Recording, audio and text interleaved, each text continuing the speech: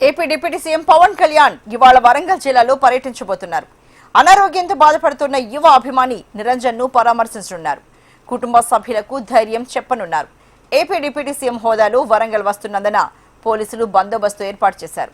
పవన్ కళ్యాణ్ ను కలిసేందుకు అభిమానులు, పార్టీ శ్రేణులు తరలివచ్చే అవకాశం ఉంది. భద్రకాళి అమ్మవారి ఆలయాన్ని పవన్ కళ్యాణ్ సందర్శించబోతున్నారు.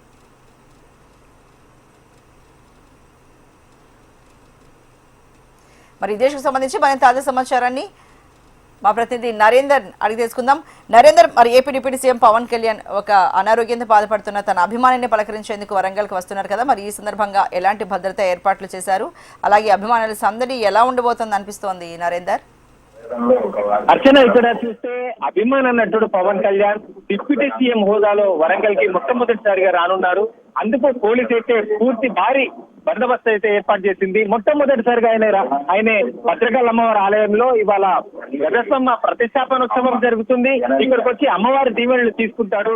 అనంతరం తిండిపరమైన ప్రాణాంతక వాయుతో బాధపడుతున్న తన అభిమాని 17 ఏళ్ల బాలుడు నిరంజన్ ను పరామర్శించడానికి తను అక్కడికి వస్తాడైతే 7:30కు ఏదైతే ఆయన హైదరాబాద్ నుండి రోడ్డు మార్గంలో బయలుదేరారు.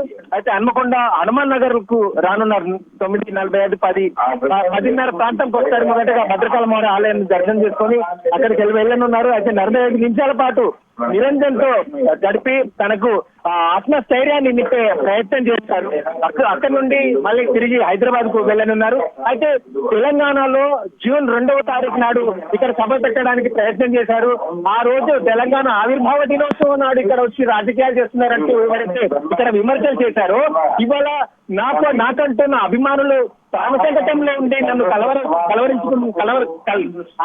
జ్ఞాపకం చేసుకుంటున్నారు, నాకు ఇలాంటి అభిమానులు ఉన్నారని చెప్పి చాటుకోవడానికి కూడా ఇవాళ ఈ నిరంజన్ పరామర్శించడం అనేది తనకి అనుకూలంగా మారనుంది. మొత్తానికి అయితే ఆయన రాక కోసం పూర్తి ఏర్పాటు భద్రకాళి అమ్మవారి ఆలయంలో, అటు హనుమాన్ నగర్ లో కూడా భారీ బందోబస్తు ఏర్పాటు చేశారు. ఎలాంటి అవాంఛనీయ ఘటనలు జరగకుండా, ఆయన పర్యటనకు ఎలాంటి అవాంతరాలు ఏర్పడకుండా పూర్తి భద్రత అయితే ఏర్పాటు చేశారు.